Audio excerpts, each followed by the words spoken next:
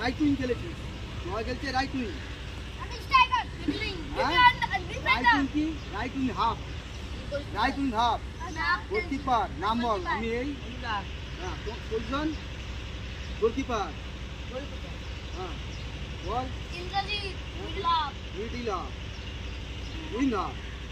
Wing up, Rahul goalkeeper, side back, left side back, Rahul striker, Saidul defender, striker, ঠিক আছে।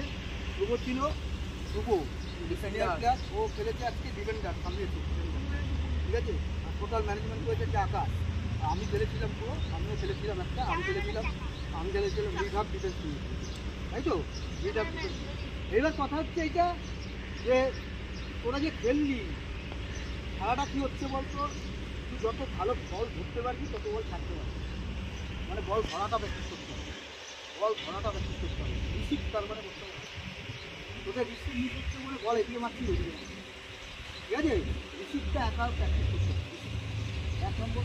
দ্বিতীয় নম্বর, বল ধরে টাইম পাবো না, আমার 1 সেকেন্ডের মধ্যে আমার মাথায় নিয়ে করবি বলটা খেলবো, ছাড়বো না, ধরবো না, গোলে মারবো, কোথায় 1 সেকেন্ড। ওই আমি তাড়াহুড়ো করে মেরে দিচ্ছি মানে কি, আমার কনফিডেন্স নেই আমি কি বলছি, তার জন্য মেরে দিচ্ছি। হ্যাঁ 3টা গোল মিস হয়েছে, গোল মিস হওয়াটা বড় কথা না, ওটা গোল মিস হতে একটা সময় গোল হবে, ঠিক আছে। কিন্তু ভুলটা থেকে শিখতে হবে। তোরা যেটা ওর পায়ে মারলি, যেটা গায়ে মারলি, ওইটা হচ্ছে অ্যাকচুয়ালি ফাউল হবে। কারণ গোলকিপার যদি হাতে বলটা রেখে দেয় তুই মারলে এটা ফাউল, ঠিক আছে। তার মানে কি করতে হবে, ওখানে আমি ওখানে মারবো না, গোলকিপার থেকে বল ধরতে গেছি আমি খেলে দেবো অন্যদিকে, অথবা আমি ওকে পায়ে মারবো, ঠিক আছে, জোরে প্রেশার।